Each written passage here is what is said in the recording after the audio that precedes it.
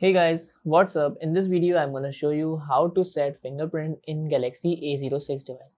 So for setting up the fingerprint guys, first of all, you have to go to settings and then scroll down so that we have an option of lock screen. So just tap on a lock screen. Now all you guys have to do just click to screen lock type.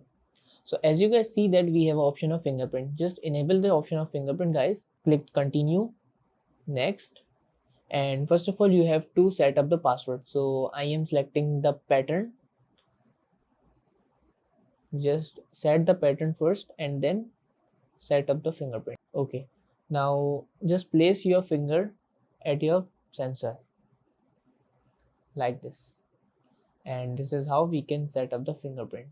So that's how guys we can set up the fingerprint in Galaxy A06 device. Click done, and that's it. Now let's see. So that's how it's work. So that's it about the video. If this video helped you guys, kindly like the video and follow us for more tips and tricks. See you guys in next video. Take care.